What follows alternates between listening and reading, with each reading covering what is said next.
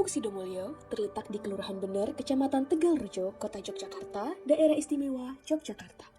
Kampung ini memiliki luas wilayah sebesar 3,5 hektar. Secara geografis, kampung ini dikelilingi oleh Sungai Winongo, sehingga Kampung Sidomulyo merupakan kampung bantaran sungai dengan penduduk yang padat. Di dalam kawasan bantaran sungai Kampung Sidomulyo ini terbentuklah suatu komunitas bernama Paguyuban Kalijawi Tanjung. Paguyuban Kalijawi Tanjung merupakan organisasi wanita yang hadir karena adanya berbagai masalah pada kawasan pemukiman bantaran sungai. Paguyuban Tanjung ini mulai terbentuk pada tahun 2009 yang dipelopori oleh Ibu Wahyu Hasanah dan sekarang memiliki 15 anggota. Paguyuban ini mengadaptasi nama Tanjung dari nama sebuah bunga bernama bunga Tanjung. Nama ini dimaknai seperti sebagaimananya bunga Tanjung yang sering berjalannya waktu, dengan proses dan berbagai usaha, akhirnya dapat menggapai tujuan dan mencapai keberhasilan. Dengan makna tersebut, Paguyuban Tanjung ini memiliki tujuan untuk menciptakan lingkungan permukiman bantaran sungai yang layak huni. Oleh karena itu, kegiatan yang mereka lakukan lebih pada peningkatan kualitas lingkungan pemukiman untuk tercapainya kawasan yang layak huni secara partisipatif. Pada awalnya, tahun 2008, kawasan bantaran Sungai Sidomulyo ini adalah kawasan ekstrim yang penuh dengan kriminalitas seperti human trafficking, premanisme, dan kasus-kasus kekerasan seksual. Keadaan masyarakat yang memprihatinkan inilah yang membuat Ibu Wahyu Hasanah melakukan suatu gerakan perubahan yang didasari perasaan kemanusiaan. Mulai dari keinginan untuk membeli tanah di kawasan ini agar menghilangkan kegiatan negatif yang sudah lama ada. Dengan berbekal niat baik dan keinginan yang kuat, Ibu Wahyu bercerita tentang keinginannya kepada rekan-rekannya yang lain, sehingga terkumpul beberapa orang yang juga ingin mewujudkan cita-cita tersebut. Akhirnya, Ibu Wahyu Hasanah berhasil mendapatkan pinjaman uang sebesar 250 juta untuk membeli lahan di Sidomulyo ini.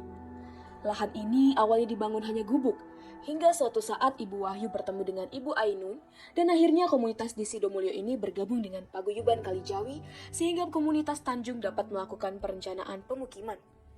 Dengan menerapkan sistem menabung secara partisipatif, terbangunlah permukiman bantaran sungai Sidomulyo Tanjung yang akhirnya dapat mengurangi kegiatan negatif yang pernah ada. Pada saat inilah Paguyuban Tanjung terbentuk. Setelah berhasilnya usaha pembangunan permukiman bantaran sungai yang layak huni, Paguyuban Tanjung tidak berhenti sampai titik tersebut. Dengan dasar kemanusiaan dan kepedulian, bersama Ibu Wahyu Hasanah memimpin banyak program untuk mengembangkan kualitas masyarakat. Hal ini dimulai dengan pendekatan kepada masyarakat, memberikan mereka edukasi dalam berbagai aspek, mengingat bahwa kehidupan masyarakat di Sidomulyo yang penuh dengan konflik dan permasalahan sosial.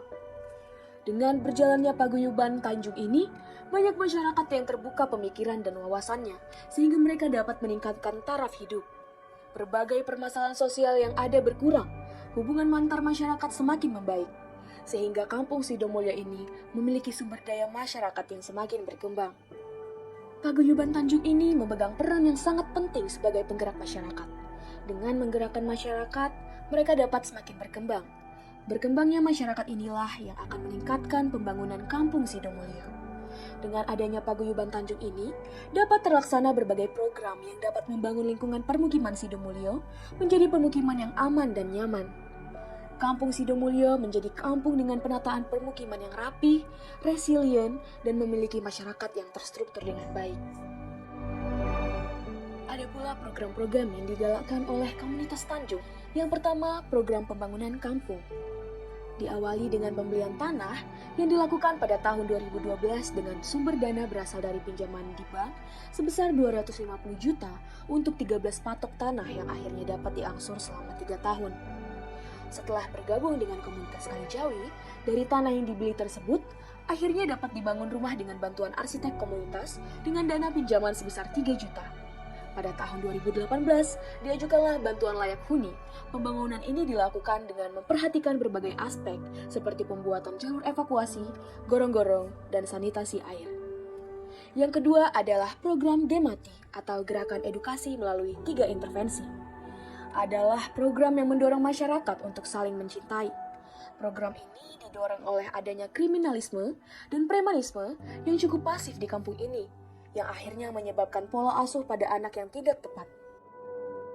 Oleh sebab itu, Hadirlah program Gemati ini ditujukan untuk memberdayakan remaja, meningkatkan rasa percaya diri, produktif, dan agar remaja dapat menjadi agen perubahan bagi sekitarnya. Program ini kerjanya seperti pendekatan secara kekeluargaan yang disebut Sapa Dulur, membuat jadwal sehari-hari dan membuat harapan. Yang ketiga adalah Rumah Data. Program Rumah Data ditujukan agar data dan dokumen penting yang dimiliki warga dapat diselamatkan saat terjadi bencana. Program ini dilakukan dengan melakukan scan dari data-data yang kemudian disetorkan kepada pengurus. Program ini juga bergerak untuk mengumpulkan uang siaga bencana yang nantinya dapat langsung digunakan untuk kepentingan mendesak seperti akomodasi makanan saat bencana terjadi. Yang keempat adalah program rutin, yaitu Simpan Pinjam.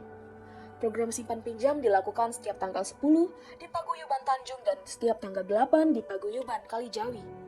Program ini dilakukan untuk menyejahterakan perekonomian warga dengan menabung dan memberi pinjaman saat ada kebutuhan yang mendesak. Pendekatan kepada warga terkait program-program yang akan dilaksanakan dilakukan dengan diskusi dan sosialisasi bertahap dalam kelompok kecil atau yang disebut dengan rembuk cilik. Dengan pendekatan ini, edukasi kepada warga dapat berlangsung secara lebih intim dan terkonsentrasi. Dampak program terhadap pembangunan kampung dan warga. Yang pertama adalah terhadap aspek sosial budaya.